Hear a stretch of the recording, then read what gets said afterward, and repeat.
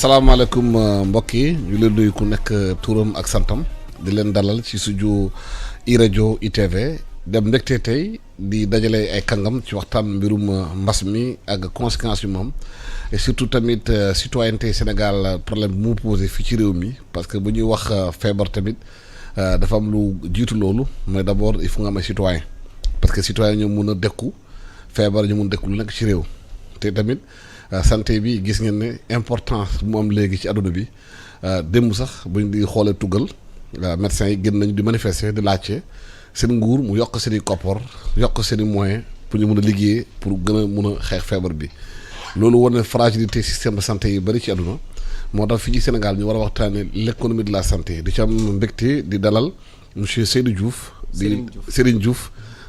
di liggéey CMU nekk spécial de l'économie de la santé pour ñu xool fu ñu commencé liggéey nii yan matuwaay la ñu war a jël pour renforcer li nga xamante ne moom mooy matériel bi te ñu fay liggéey tamit naka la di motiver comme ça beneen pandémie bu ñëwaatee ñu mun ko dékku nu ñu ko waree ñu tamit di dalal Madiaye Gaye di écrivain citoyen di génnee benn téere bu ñu tudd problématique de la citoyenneté au Sénégal naka la ñu mën a gérer citoyenneté bi xam ne loolu dafa lëkkaloo moo tax ñu leen tey waxtaan ak ñoom ci loolu monsieur Serigne Diouf gis nañu mbas mi démarré na nguur gi nee na génn 1000 milliards dugal ko ci mbas mi di ko xeex ci mbirum santé bi am na koppar yu bari ñu ci dugal fu ñu toll nii feebar bi am na te xamaguñu kan lay dem yan matuwaay la ñu war a jël pour renforcer maanaam techniquement ñi liggéey ci hôpitaux yi ak ñi fay liggéey seen bopp naka la leen mën a motiver. Merci Alassane d'abord da nga may permettre rek ma nuyu la d'abord nuyu sama co-débatteur di nuyu également sénégalais yëpp di leen mosawu coono ci mbas mi nga xam ne vraiment lëmb na dëkk bi di nuyu également seen téléspectateur ak ñëpp képp koo xam ne yaa ngi déglu également iRadio je crois que wax nga ko mbas mi dafa nekk loo xam ne mu ngi perturber un peu commencé na depuis lors sax perturber ce qu'on appelle le système de santé et effectivement donc il y a une répercussion sur ci mécanisme financement de la santé loolu buñ koy mënee analyser il faut ñu comprendre un peu maanaam financement de la santé bi lan la ak naka lañ ko mën a comprendre loolu da ngay xool ne pour nga analyser mécanisme de financement de la santé il faut nga comprendre naka la ressources yi di duggee ci santé fan la ñuy jógee d'abord c'est-à-dire mécanisme de collecte bi fan lay jógee ensuite également naka lañ koy def ba dajale ko ensuite l'allocation c'est-à-dire naka lañ koy séddale ak luñ ciy def l'utilisation de ces ressources là boo analyser maintenant tout ce système là effectivement mbas mi da ko xaw a perturbé mais nag gouvernement du Sénégal aussi am une intelligence et une vision boo xam ne dafa am solo parce que wax nga ko bu ñu dégager donc les 1000 milliards par rapport à force Covid effectivement le secteur de la santé occupe une place extrêmement importante donc la première priorité c'était d'abord de renforcer li ñuy tuddee la résilience du système de santé résilience nag boo ko bëggee tënk ci wolof mooy par exemple capacité bi naka lañ mën a am def ba système bi nga xam ne am recevoir na un choc comment on peut faire en sorte que choc boobu mu résister ci c'est pourquoi aujourd'hui boo xoolee ci force Covid boobu ministère de la santé en tout cas le système de santé laay wax parce que le système de santé dafa yaatu du uniquement le ministère de la santé mais le secteur de la santé en tant que tel am na ci à peu près lu mot 64 milliards loolu nag ministère de la santé également bu mu ñëwee ñu wax ko mu élaborer ce qu'on appelle un plan de contingence maanaam plan boo xam ne dina fexe système bi ñu may ko doole pour mu faire face ak mbas mi ci loolu évidemment il y a un système de motivation pour le personnel de la santé qui je remercie au passage maa ngi leen di féliciter di leen jaajëfal ci liggéey bu rafet bi nga xam ne ñu ngi koy def à sa tête le ministre de la santé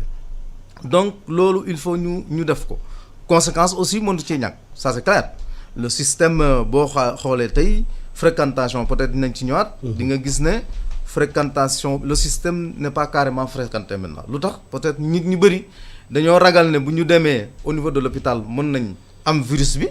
ce qui fait que aujourd'hui donc ñuy fréquenter hôpital yi dafay ndaw bu fréquentation hôpital bi ndawee également lu ñu tubaab di wax la santé aussi n'a pas de prix mais elle a un coût hôpitaux yi dañoo am ay charges dañuy jënd ay médicaments dañuy fay seen personnel donc nit ñi buñ ko fréquenter tul là il y a une baisse de recettes et par conséquent le système va souffrir aujourd'hui boo xoolee ministère de la santé def na benn xayma boo xam ne boo xoolee hôpitaux yi am nañ un gap de 4 milliards et quelques gap après 4 milliards 800 yoo xam ne c'est une baisse mais dans le plan de résilience qui est élaboré par le ministère de la santé ressources yooyu dinañ ci mën a dugg pour vraiment renforcer le système de santé. Mandiaye Gueye dugal nañu 64 milliards la ñu wax ci 1000 milliards yi war dugal ci mbirum santé mbas bi commencé na léegi mot ñetti weer est-ce que kiiwul maanaam jotul def bilan à mi-parcours xool ñaata koppar mu dugg santé bi ak fan la dem fan la dugg balaa ñu génn ci li c'est-à-dire que boo dugalee xaalis bu demee ba ci biir bu ñetti weer jotee da nga taxaw seetlu ana xaalis fan la dugg. waaw jërëjëf Alassane maa ngi lay remercier ci invitation bi di masawu aussi Sénégalais yëpp ci mbas mi nga xam ne moom la ñu jànkoonte te muy loo xam ne du Sénégal rek ci àddina yëpp la donc lu mel noonu bu amee dafa am taxawaay boo xam ne ñëpp la war pour ñu mën a sàmmonte ak feebar bi xam nga xaalis am na solo mais niñ koy jëriñoo moo ëpp solo man nga def 1000 milliards mais nga jëriñoo ko façon boo xam ne du jëriñ parce que liñ ciy séntu doo ko am et loolu mi ngi aju ci nit ñi dañu war am taxawaay boo xam ne dañ xam ne ki mbas mi dafa nekk lu garaaw te ci ñëpp la te bu ñu àndandoowul sàmmandoo ko di moytandiku li nga xam ne ñoo koy def du ñu jural dara dañuy perte xaalis te du ñuy dem li nga xam ne moo di ma koy wax toujours c'est que nit buy liggéey boo joxee benn jéego da ngay taxaw seetlu def jéego yi nga def est-ce que mi ngi la jëmee fi nga bëgg wala jëmewu la fi nga bëgg bu la jëmewul bëgg nga taxaw seetlu lan moo ko def donc li ñuy wax ma évaluation liñ dul def et loolu nag dafa yàgg ci Sénégal ba Sénégal amee ba léegi suñu gouvernants yi du ñu évaluer dañuy dox di dem rax tëñax yi ba nga xam ne erreur yi dañ koy répéter à chaque fois loolu nag baaxul c'est-à-dire que xaalis bi annoncé nañ ko 1000 milliards boo ko déggee xam nga dafa am dég-dég mais niñ ko jëriñoo maanaam taxul ñu am comment dire amélioration ci li nga xam ne seen parce que feebar yi mi ngi dox di dem di law te gisaguñu fenn fu mu taxawee yeneen réew yi am nañ sax au moins benn amélioration ba ñu déconfiné parce que ñun dañu déconfiné mbir yi di gën a yokk donc am na foofu seetlu boo xam ne gouvernement bi ak les autorités war nañ taxaw seet fan lañ jëm li ñuy def bu fekkente ne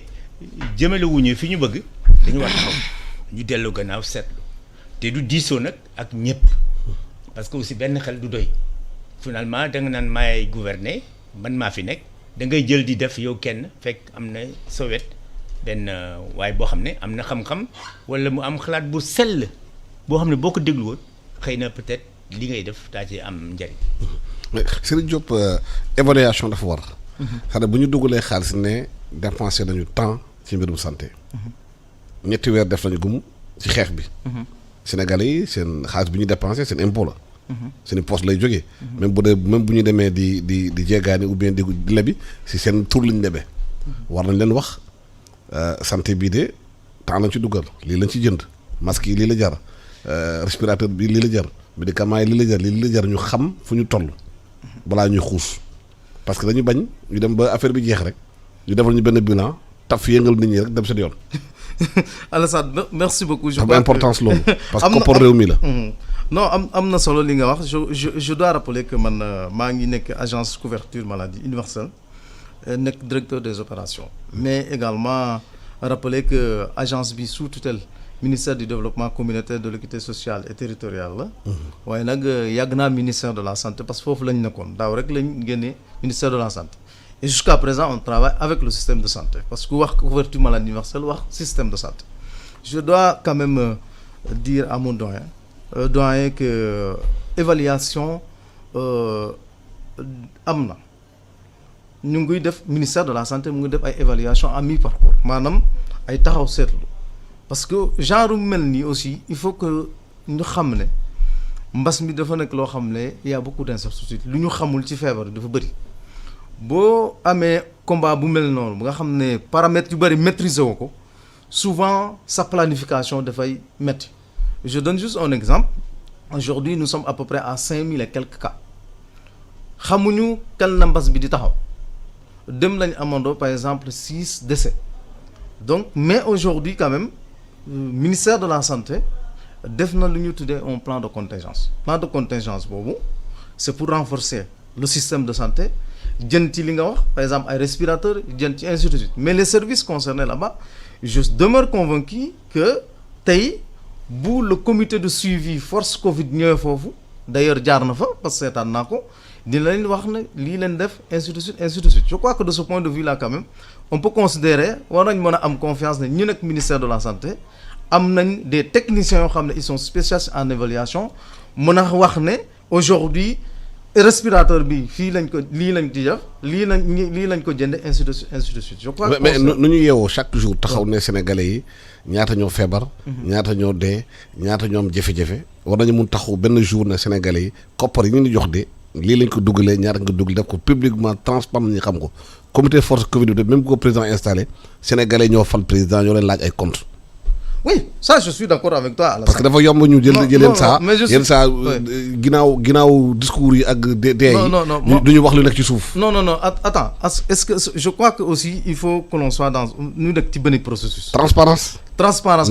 Transparence. D'ailleurs bu ñu wax financement de la santé il y a ce qu'on appelle la gouvernance du système de santé. Je suis d'accord avec toi. Maintenant aujourd'hui est-ce que instant yi ñuy communiquer le Sénégalais lambda instant yi lan la gën a soxla ci feebar bi Alassane je te pose la question. wër lan la gën a soxla. waaw mesures barrières yi respecté ko.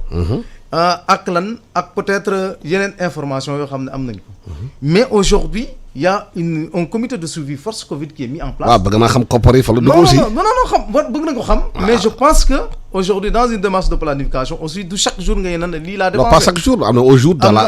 au moins ci 3 mois yi ñu am tel jour. dañuy def bilan. Non loolu daal. à mi-parcours. loolu daal je sais que le comité de suivi qui est mis en place c'est des personnes qui sont crédibles ñoo fa nekk mais également il a été mis en place dans une approche multisectorielle du ministère de la santé kese moo fa nekk du ministère de l'intérieur moo fa nekk ay sénégalais yu xarañ ñoo fa nekk et je demeure convaincu que aujourd'hui bu nañ de présenter un rapport et je pense que également il serait bien nga inviter leen ci côté boobu il faut ñëw et je sais que je demeure convaincu que ñu fa nekk am na ñu bëri ñu ma ci xam dinañ def ay évaluation mais pour man lu gën a yitteel Sénégalais yi tey aujourd'hui c'est le respect des mesures barrières ensuite ñu def nag ba nga xam ne feebar bi dina fi jógee bu jógee foofu nag y aura un rapport parce que c'est pas rien que le président de la République taxawal quand même un comité de suivi boobu am na ay données comité de suivi boobu day def ay rapport gis nga leen ñu wër dëkk bi yëpp chaque région également par rapport aux différents axes stratégiques d'intervention dans le cadre du Covid muy aide alimentaire bi muy également tout ce qui entre dans le système de santé je crois qu'ils sont en train de faire des tournées pour voir effectivement niveau d'exécution des activités planifiées fu mu toll ensuite sur la base de ça ils vont faire des rapports moi je pense que côté boobu les Sénégalais peuvent être rassurés. waaw man Ndiaye Guèye xam nga ñu réew mi Sénégal dañuy fooree ci ay chiffres yenn saa FMI day ñëw sax du gis pënd ñu sëlëmal leen dem seen yoon est-ce que seen yaakaar na instant bi ni jot na ñu taxaw nee ñu ñetti weer ak demi yi ñu dugal xaalis bi fii la toll ñaata mi daal dañ ci dugal gum lan lañ ci jënd gum. moom lay wax c'est-à-dire que un bilan d'étape. dafa war. Comme président na mel sax Ibrahima Sall nekk ko ministre suivi des politiques publiques war nañu wax ak Sénégalais yi. waaw moom lay wax c'est-à-dire que c'est pas du personnel de santé bi la ñu mettre en cause c'est qu'il y a le système ce qui est officiel et la réalité confrontation boobu la mooy jox nit ñi ce qu'il y a ñëw tous les jours à la radio def un truc si kii la loolu c'est une bonne chose parce que information la mais la réalité lu tax nit ñi ragal est-ce que li ñu wax def nañ ko ba mu mat c'est-à-dire que l'évaluation c'est pas seulement un discours wala nga ñëw jël un papier def nee na ñu ngi commencé woon ci 1 mort 2 3 ñoo ngi ci 70 morts booy évaluer est-ce que da ngay progresser wala da ngay reculer progression boobule moom la ñu bëgg xam est-ce que qu'est-ce qui va arrêter là c'est vrai que c'est une maladie boo xam ne dafa bett ñëpp.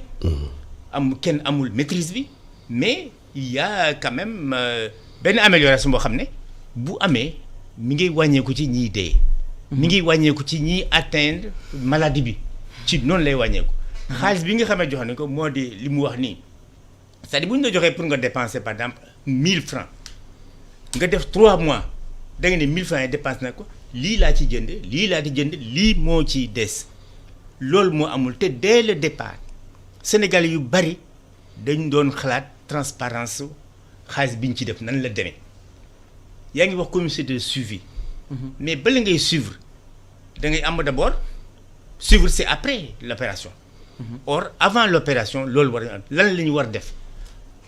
ñu ñëw ne lii la ñu war def kan moo koy def ñii te comité de suivi xam nga dañu commencer opération bi ba pare doog a def comité de suivi donc c'est-à-dire c'est mettre la charrue avant les bœufs. mu ngi dabu. dañu waroon jël ñi nga xam ne ñooy kii opération bi ñu ñëw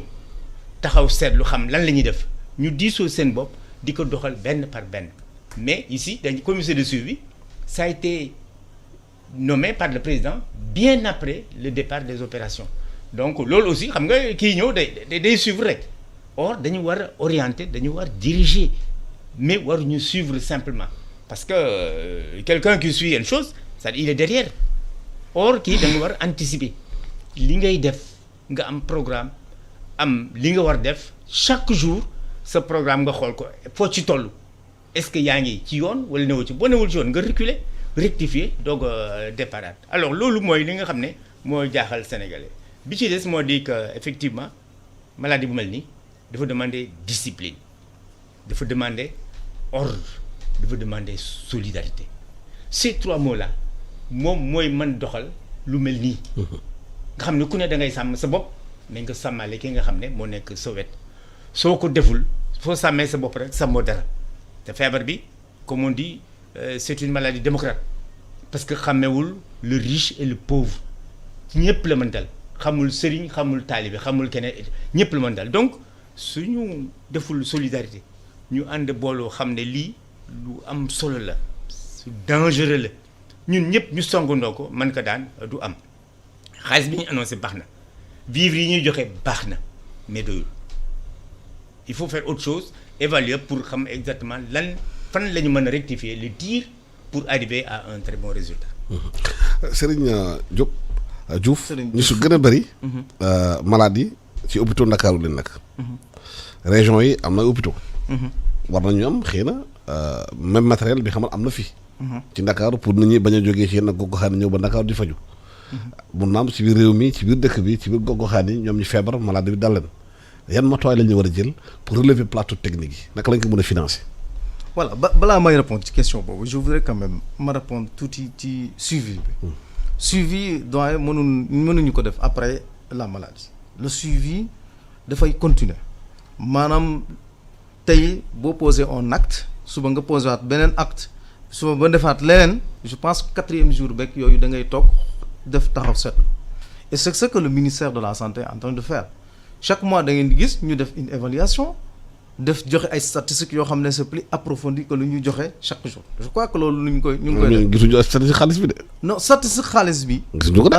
gisaguñ ko gisagu leen xaalis statistique xaalis bi. mais je crois que lu gën a am solo mooy encore une fois de plus naka la ñu mën a def ba daaneel corona bi. naka la ñu war a def ba daaneel corona bi nag il faut du matériel de l'équipement comme dit un renforcement de l'offre de soins. Il faut également que le personnel de santé soit motivé ainsi de suite ainsi de suite ensuite comité force Covid bu muy wax noonu attention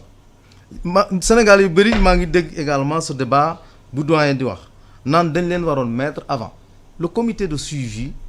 force Covid il faut dire quand même il y a des ministères techniques qui doivent assurer la mise en œuvre maintenant le comité là bu ñu ko tegee c'est un comité multisectoriel boo xam ne day seetlu day def taxaw seetlu par rapport ak ministère du développement communautaire lu muy def ministère de la santé lu muy def ministère de l'intérieur lu muy def parce que xeex bi moom approche multisectorielle la je crois que ça précision boobu laa bëggoon indi li ngay wax nag également par rapport à l'équipement du structure de santé je crois que dinañ ci ñëwaat après post Covid bi mais comme ni ma la waxee aujourd'hui plan de contingence boobu bu ñu def pour ne par exemple vraiment war nañ renforcer équipement yi parce que mbas mi c'est pas seulement une question d'équipement la preuve en est que lu mu rey dans les pays yi nga xam ne vraiment leur système de santé aussi bien côté offre bi maanaam côté xarañ côté équipement am nañ ko mais également côté demande bi nga xam ne côté boobu laa nekk maanaam nit ñi am nañ ay assurance maladie tout ça ñooñu également ils en ont souffert. Ça veut dire que ça revient un peu à ce que je disais incertitude lu ñu maîtriser wul ci feebar bi moo bëri au point que perturbation yu bëri ñu am ko. Aujourd'hui maintenant effectivement région yi je crois qu'il y a beaucoup d'efforts qui ont été faits de ce point de vue là par le gouvernement. Nous avons beaucoup de centres de traitement épidémiologique dans les hôpitaux régionaux boo demee Kaolack am na boo demee Diourbel am na ainsi de suite yoo centre yoo xam ne le système de santé également se prépare en conséquence. Effectivement aujourd'hui avec 1600 et quelques personnes qui sont sous traitement ministère de la santé changé na stratégie. Par exemple prise en charge à domicile prise en charge également au niveau de certains sites yoo xam ne peut-être mën nañ renforcer dispositif. Je crois que équipement boobu également war nañ ko xool. Ensuite mieux peut-être dinañ ci ñëw ci perspective yi ministère de la santé bu mu defee plan de contingence boobu également dafa am un plan d'investissement. Alassane tollu woon nañ foo xam ne ku feebar pour ñu évacuer ko Maroc dafay jafe est-ce que laajul aujourd'hui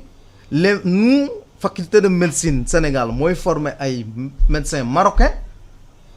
tu sais la différence c'est où? La différence c'est le plateau technique parce que c'est les mêmes ressources humaines. Maintenant laaj na tey également aujourd'hui au Sénégal ñu xoolaat effectivement le système de santé de faire en sorte que système de santé moom résilience am dafay continuer dafay nekk loo xam ne pérennisation lay doon. Et de ce point de vue là ministère de la santé de élaborer woon nañ lu ñu tuddee également un plan d'investissement multisectoriel. xam nga France mu ëpp Sénégal doole. seen président bu mu génnee dafa ne santé bi priorité la. danañu investir lu bëri dañu indiwaat pharmacie indiwaat médicaments yi ñu defar ko ak yooyu. démb médecins yi ñu ngi ci mbedd mi di manifester. ndax na li président bi waxoon ak li nekk ci tegu ci taal bi bokkut. mën naa la wax ne également Sénégal quand même. waaw lu ñu koy naawee ci système de santé parce que man yàgg naa ci système de santé bi quand je parle système de santé aussi nga comprendre ne. offre laay wax. non xam nañ système de santé Sénégal. xam waaye ñi fay liggéey. motivé. médecin bi bu yeewoo ba mu 100 000 francs par mois. ci laay naka lay mën a tiim maladie yi ak yooyu je veux te montrer que système de santé Sénégal am na effort yoo bëri yoo xam ne def nañ ko ci. te bu may wax système de santé également dama lay wax li nga xam ne def nañ ko ci côté équipement li may wax ne également ressources humaines ñaata nit lañ fi recruter ensuite ñaata hôpital lañ ubbi ensuite ñaata centre d'hémodialyse lañ ubbi. Ensuite côté boobu côté offre la côté bi ma nekk mu nekk côté demande nga xam ne ñooy jël ay soins ñaata milliards la Sénégal def ci loolu côté couverture maladie universelle. ñaata milliards la. Aujourd'hui ne serait-ce que le budget de 2020 nous sommes à peu près à 22 milliards. dinaa la wax également la position de la couverture maladie universelle par rapport au post-Covid xam nga lu ñuy nawee Sénégal par rapport au système de santé dans sa globalité muy côté offre bi. ak côté demande bi côté couverture maladie universelle il y a une forte volonté politique qui s'est traduite de manière concrète. Je te donne juste un exemple par rapport à la couverture maladie universelle bi mu mbas mi ñëwee dès le mois de mars ba fu may wax ak yow dès le mois de mars dégagé na à peu près 5 milliards. Lorsqu'on a demandé faire l'évaluation également à peu près structure de santé yi parce que nee naa la actuellement hôpitaux yi kenn fréquentation bi dafay des recettes yi dafa baissé on nous a donné comme instruction de mobiliser on nous a donné comme instruction de d'éponger la dette et aujourd'hui on a mis à notre disposition 15 milliards plus 5 milliards en l'espace de 2 mois il y a 20 milliards yoo xam ne disponible na en dehors également du budget de ce qui reste du budget kon fay ngeen boru hôpitaux yi. ñu ngi fay ça c'est clair. dinañ ci ñëw parce que dinañ ci ñëwaat côté demande la côté offre bi mais ñaata centre région ñoo am centre d'hémodialyse aujourd'hui la dialyse elle est gratuite je sais parce que c'est l'agence de la couverture maladie universelle qui rembourse la dialyse donc côté boobu vraiment nous avons quand même une forte volonté politique et aujourd'hui le leadership du gouvernement du Sénégal par rapport à sa politique de santé est salué au niveau international ça je le dis parce que à maintes reprises j'ai présenté au niveau international l'expérience sénégalaise en matière de couverture maladie universelle lu ñu gën a saluer mooy l'engagement politique par rapport à ça et vraiment aujourd'hui le président de la République sur ses instructions Le ministère de la Santé a élaboré un plan d'investissement multisectoriel qui prend en compte tout ce que je dis et qu'en réalité, après le Covid, dans les 5 ans à venir, le Sénégal doit pouvoir avoir un système de santé, c'est un système de santé résilient. ren faculté médecine Sénégal am nañu 104 ans lu bëri dañ koy former Sénégalais dañuy former ay médecins marocains médecins tunisiens waaye Sénégalais bu ñu feebaree Tunisie la ñuy faju ji Maroc la ñuy faju ji est-ce que loolu mën nañu changer carte boobu parce que réew yooyu tourisme médical bi ñuy def ak clinique yi ñuy investir day tax ñu am koom-koom bu ñu ni ñuy feebaree faju foofu waaye fii suñu njiit yi suñu am alal yi bu ñu feebaree bitim réew la ñuy faju loolu moo normal parce que je reviens sur l'équipement c'est-à-dire que bu ñuy wax dëgg moo di dañu tardé ci équipement surtout dafa am disproportion les hôpitaux se trouvent la plupart ici à Dakar dans les régions les équipements presque y en a pas ku feebar Dakar ngay ñëw loolu xam nga c'est une disproportion c'est irrationnel li ñu war def moo di que maladie fa ñu nekk nañu def de sorte que hôpital yi fekk leen fa ñu nekk ñu bañ di déplacer wu yenn saa yi dañu jël charrette wala mu am ay bu amee équipement bi du am le plateau technique est en retard c'est pas les ressources humaines qu'on peut mettre en cause ici à Dakar parce que faculté de médecine bi di mu former bari na mais bu ñu la former nga am xam-xam bi nga ñëw amuloo matériel bi war pour nga war par exemple faj nit ki doo ko mën a faj te ñi nga xam ne xam nañ loolu ñi ngi fi ñoo jiite réew mi mais bu ñu feebaree dañuy dem bitim réew li koy war moo di que gis naa démb le roi du Maroc marocains yi ñoo ko opéré du cœur te ñi ko opéré fii la ñu jàngee ñëw foofu la donc il y a une différence. boo jëlee parallèle bi tuuti rek Côte d'Ivoire bu seen premier ministre amee problème cardiaque dañ ko évacuer France. waaw léegi lii def loolu moo di que li tax ñuy jóge fii di dem fële am na lu ko waral moo di soit amuñu médecin yu qualifié wala amuñu matériel bi bu fekkee amuñu médecin bi c'est que matériel bi moo des li ñu war jëkk a def donc moo di ce gap là wala insuffisance boobu la ñu mottali ko wut ay matériel les chiffres c'est bien mais chiffres du doyul on peut dire ici de parler plusieurs milliards mais milliards yooyu bu ñu ko transformé woon en équipement matériel c'est-à-dire que plateau technique bi ñu am fu ñu opérer mais da ngay il y a pas longtemps les dialyses là il y a pas de machine wala dafay panne beaucoup de choses tu as des hôpitaux yoo xam ne lu Dantec ça date de combien d'années ça n'a pas été modernisé pendant 60 ans combien d'hôpitaux on a fait ici il n'y en a pas ou bien tout est à Dakar wala c'est des privés les Sénégalais dañu bëgg bu ñu feebaree ñu faju et ça c'est du ressort de l'État moo war a faj État la ñuy jox suñu alal État la ñu dénk suñu bopp donc bu ñu amee jaaxle État moo ñu war a suqali feebar bi bett nañu kenn waxul ne kenn mën na ko parce que beaucoup de mais am na loo xam ne nag c'est du rôle de l'État parce que moom lañ dénk suñu bopp moom lañ jox suñu alal war nañ rationnellement ñu seet fan la rëq-rëq amee ñu jël mottali foofu le feesal ko dem ci beneen kii seet rëq-rëq fi mu nekk nii Covid-19 bi moo di que war na jàngal war na permettre État yi ñu jàngat ci xam li nga xam ne moo matul ak li ñu mottali parce que am na loo xam ne dafay bette te lu la bett ne la man nga fagaru moo di que il faut que ñu def des hôpitaux am nañu des personnels mais ce qui manque c'est la technique et le niveau technique des plateaux et tout cela il faut que ñu nekk au même niveau que sur le plan international parce que nos médecins ont la qualification mais ils n'ont pas le matériel donc li war moo di que xaalis bi ñuy wax yépp c'est comme dans d'autres domaines muy école muy liggéey muy lépp su fekkente ne njumtukaay yi ñu war a liggéeyee amuñu ko matul waa ji xam-xamam fu mu mënti toll du tax mu def dara. loolu moo tax nit ñi poser l'efficacité de la dépense publique. maanaam bu ñu ilee ñaar dërëm ñu war ko dépenser est-ce que effectivement ñaar dërëm bu am na efficacité. parce que boo amee 55 milliards ou bien 100 000 milliards sax nga dugal ko fenn kenn xamul naka lañ koy dépenser ak efficience bu mu war a am amul njëriñ xaalis bu yàqu la. loolu boo demee tey dem hôpital bi nekk Tambacounda nekk Ziguinchor léegi bu defee accident sax premier soins yi pour mu am ko ci hôpital bi mu si problème la. dañ koy évacuer Dakar. te évacuation bi bu fekkee ne ambulance la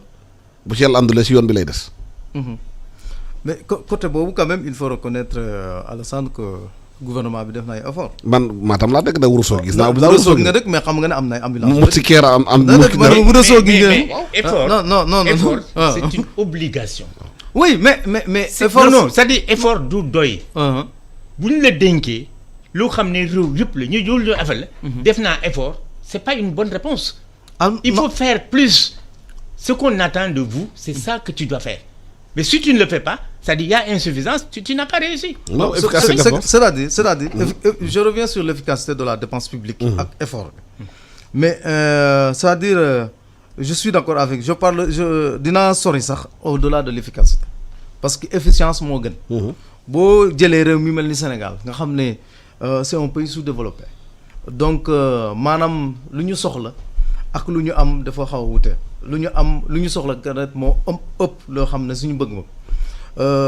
loolu dafay laaj nga rationaliser say ressources nga def des interventions yoo xam ne c'est pertinent ça revient un peu à ce que tu dis efficacité mais efficience moo gën. C'est-à-dire aujourd'hui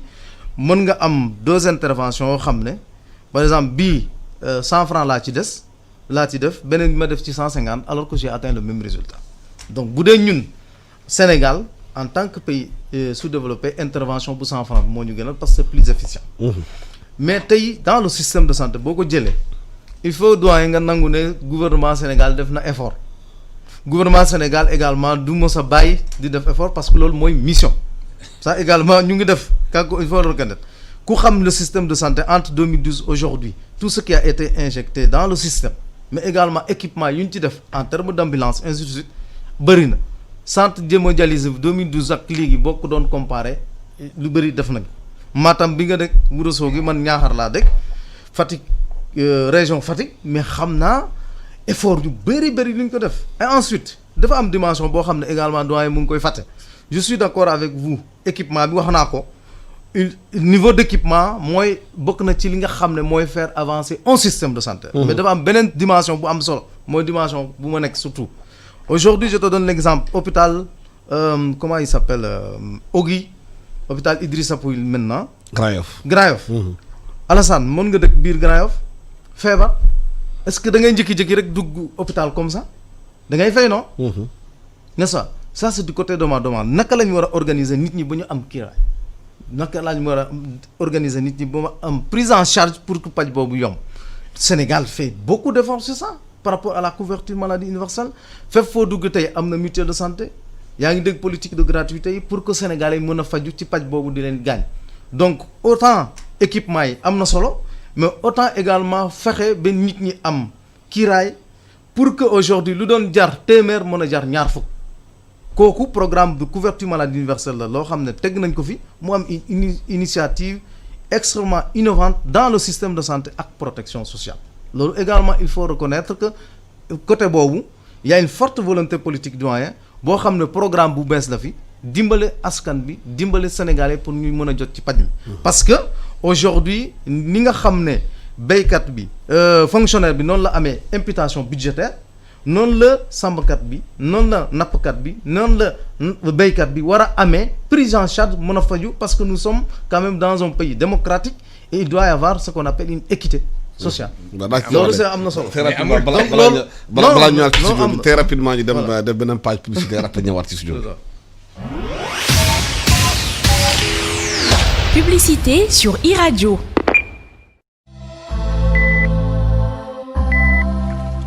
yéen ndawi Sénégal suñu réew tey la gën a soxla ay ndawam ngir xeex jàngoro ji ñuy wax coronavirus ba tax na ginnaaw bi ñu leen gërëmee bu baax sant leen ci seen taxawaay ngir faagaagal jàngoro ji dañu ñëwaat tey ngir gën leen a ñaax pour ñu gën a dëgëral taxawaay bi ngir jëlee fi jàngoro jii di ñu wax coronavirus. njëkkee ko ci digle yi nga xamante ne kër docteur digle na ko waaye lépp ñu def ko ci yar ak teggin ndax nag coronavirus kat bàyyiwul mag bàyyiwul ndaw nañu respecté waxtu yi nga xamante ne nii moom nañu indi ngir couvre-feu bi respecté solum masque bi waaye itam gàttal suñu tànk ndax bu ñu bëggee dakkal xuus gi nga xamante ni jàngoro bi mu ngi koy xuus bu baax ci askan bi dañoo war a gàttal suñu tànk gàttal suñu dem ak dikk ndax nag jàngoroy coronavirus ñun ñoo ko mën a xeexal suñu bopp ndax ñun ñoo ëpp ci askan bi ñun ndaw ñi ñu ngi leen di ñaan ñu respecté li nga xamante ne ni moom la fi autorité yi teg pour faagaagal jàngoro ji ñuy wax coronavirus moo tax ñu ngi leen di ñaan ñu boole xel yi boole xalaat yi ngir faagaagal jàngoroy coronavirus fii ci suñu réew di Sénégal. corona bi na fi yem sama wareef mooy dog buumu corona bi.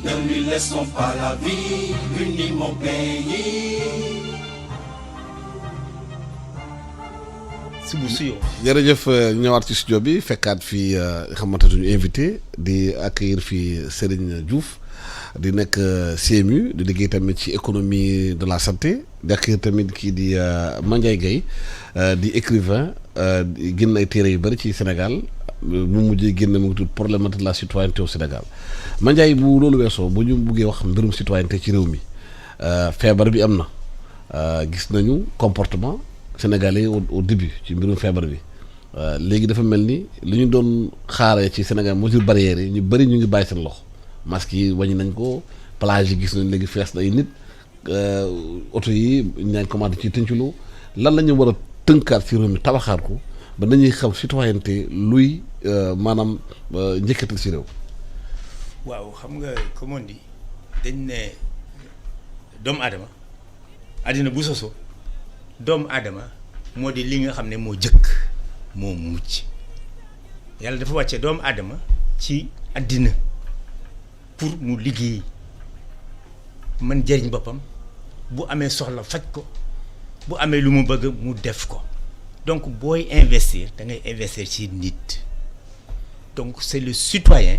c'est l'élément principal primordial dans une république boo ko amee bu yem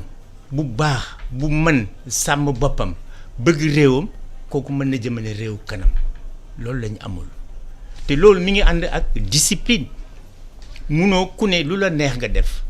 fu la neex nga dem lu la neex nga wax dafa am ay charte yoo xam ne moo ñu tënk ñun ñëpp nga xam ne ci lañ war jaar kenn waru ko jàdd fekk nag loolu ñu defal tënk ko ci moo di intérêt général ñëpp di dox pour intérêt général mu bañ am ma Samba ak ma Demba malheureusement loolu aussi amul donc responsabilité c'est partagé il y a du côté de l'État boo xam ne liggéey boobule moo di éducation des citoyens moom moo ko war def te loolu mi ngi war soqeekoo ci fa mu juddoo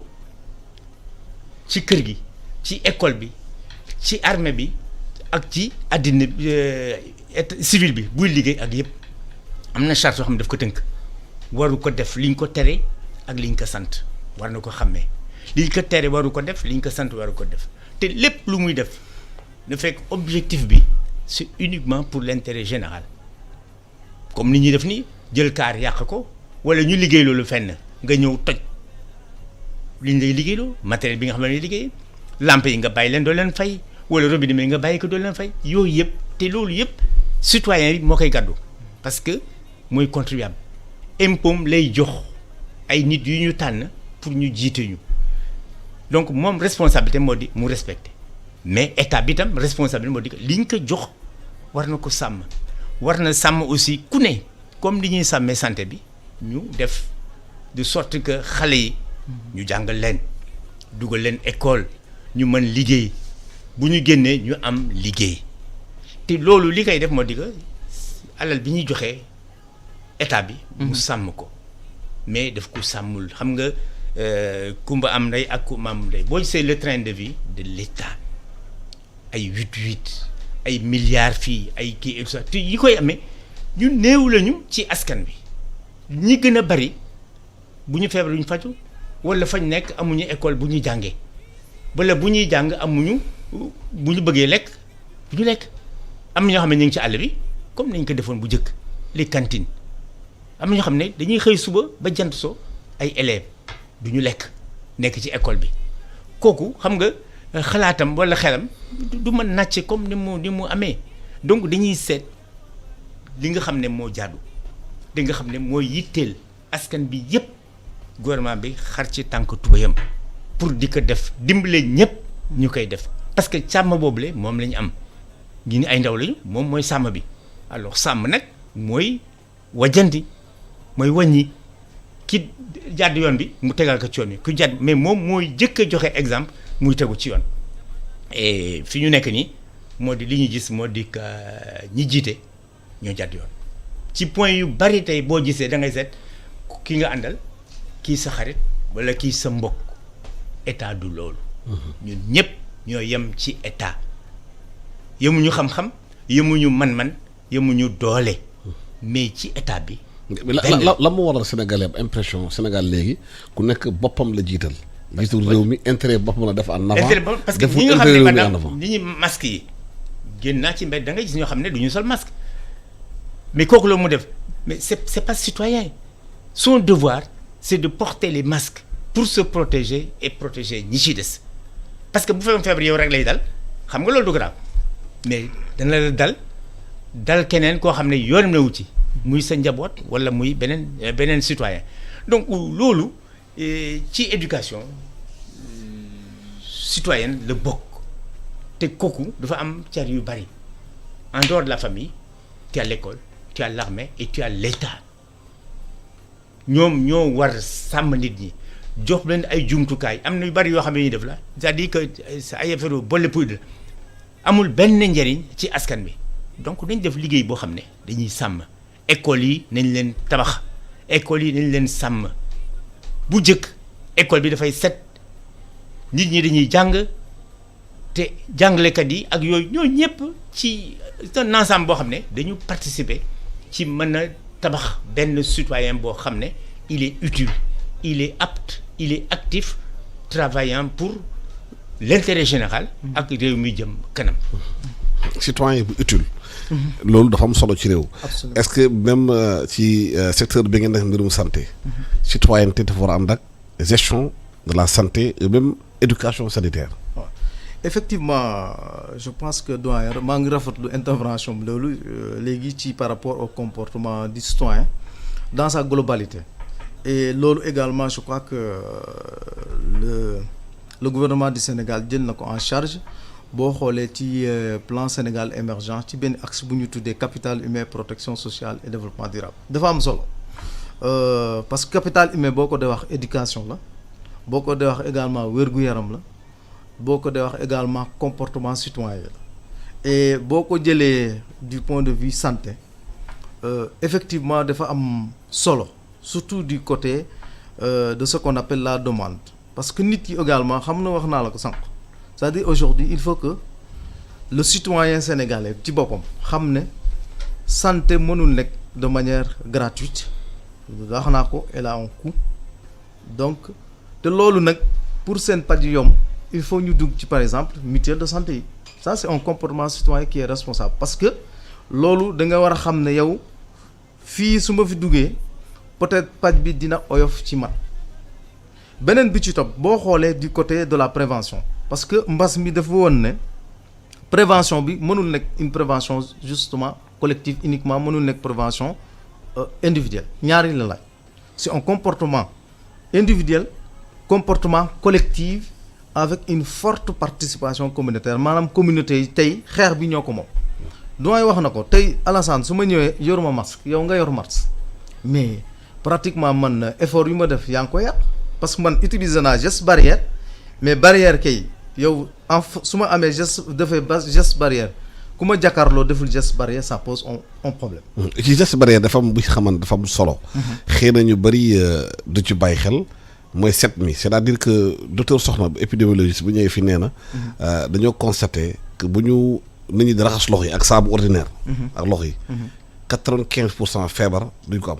même xale yi duñu feebar ndax set loxo bi. absolument am na benn étude bu ñu def Angleterre ci communauté musulmane bu fa nekk ci mbirum mbas bi. dañoo constaté le fait que musulmans yi 5 fois par jour. ñuy jàpp. c'est ça ñoom y a moins de coronavirus foofu. tout à fait est-ce que waruñu gën a renforcer éducation sanitaire boobu ci école yi ci xale yi ci ndaw yi xamante ne systématiquement raxas loxo dafay bokk seen habitude.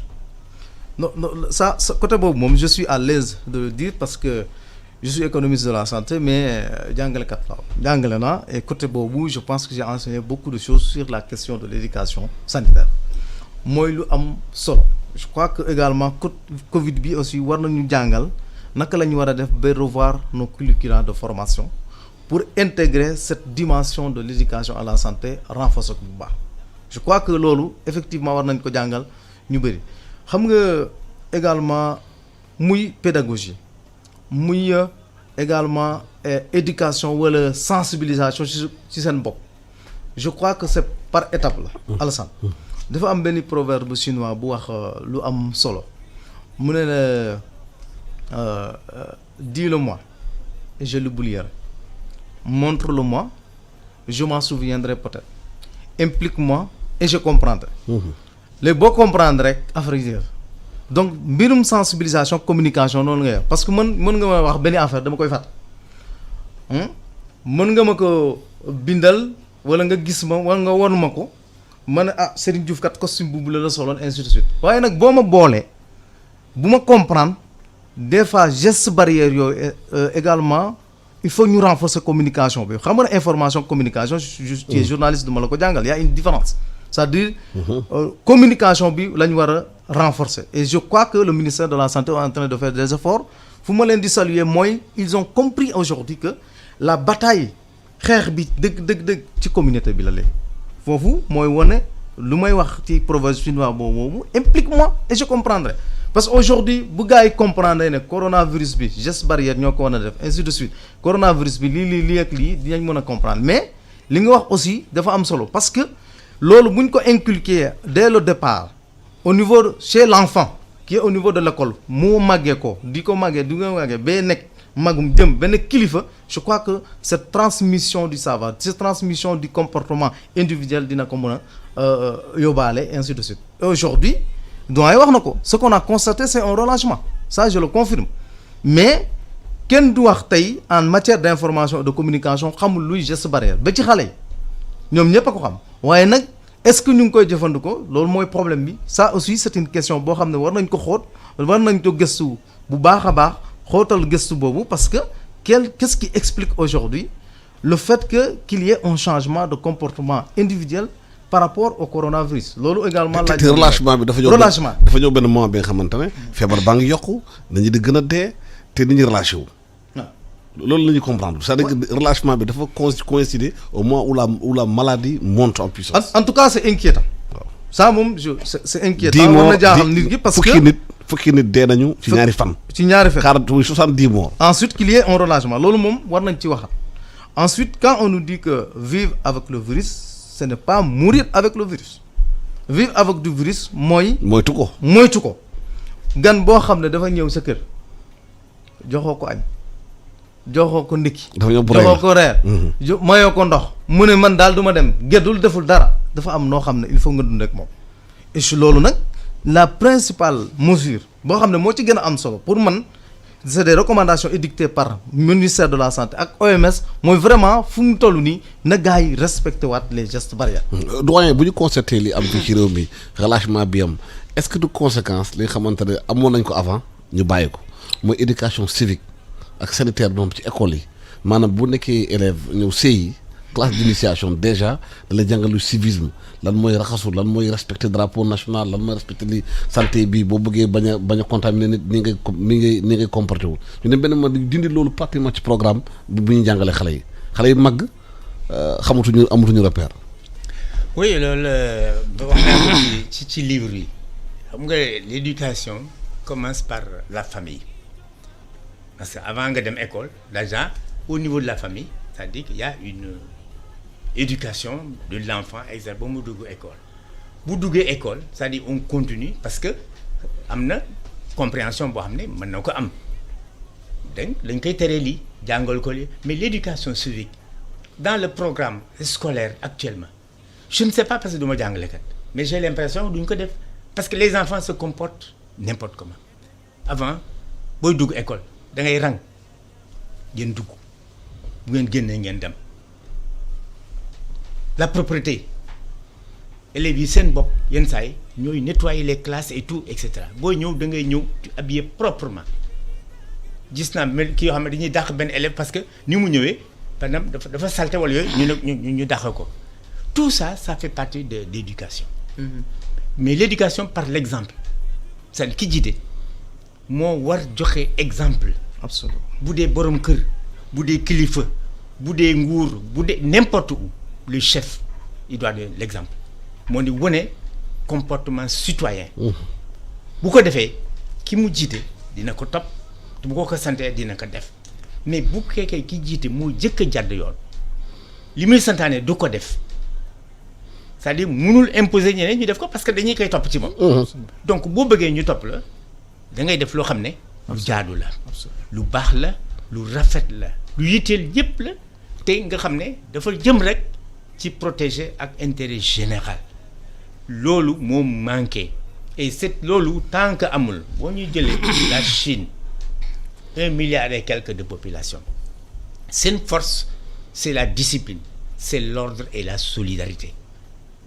alal bi ñëpp a ko bokk benn nit du ko akimoo ñaari nit duñ ko une minorité duñ ko akimoo il faut que ñu séddale ko de manière rationnelle pour que ku ne li nga xam ne moom nga ci yelloo moom nga am bu jotee ñu jox la ko kenn du ëppal. loolu suñ ko defee loolu lu mu demandé nag discipline la demandé éducation la demandé ku ne xam lii sa wàll ak lii dul sa wàll. lii sa wàll buñ la ko joxee yem na foofu bul jël sa wàll jël wàllu keneen soo ko defee dina am ñoo xam ne daañu manqué la loolu ne ki nga xam ne moo ne ca kaw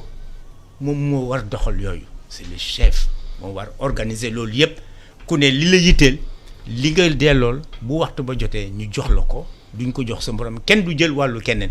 alors dans nos états loolu mooy tëj. mais est-ce que yaakaar nga ne feebar bi ba mu ñëwee taxawlu lépp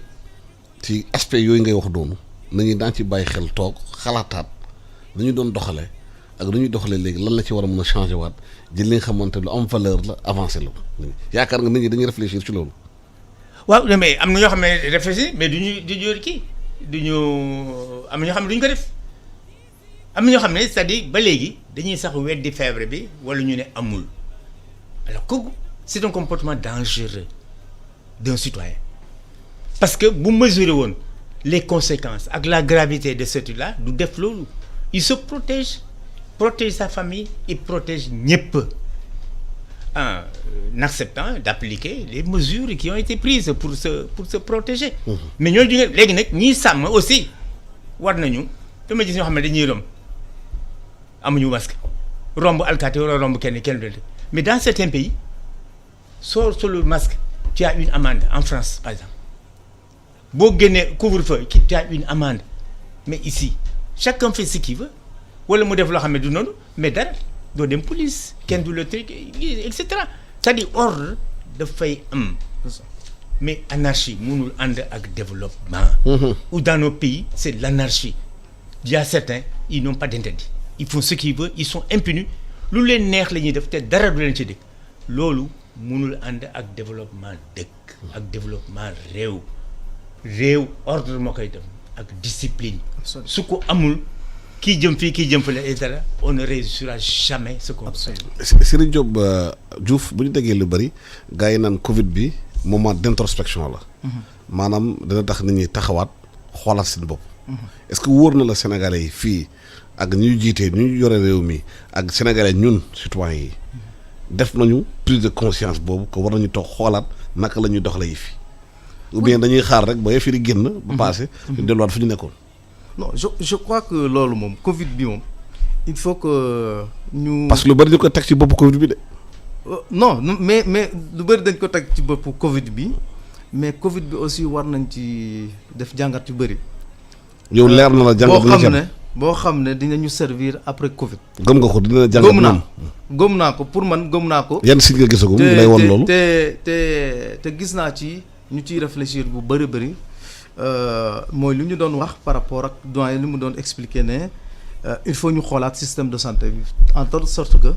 bu dee par exemple ak loo mën a nag mënta ne kilifa sa yow feebar bee moom moom nañu fajoo Sénégal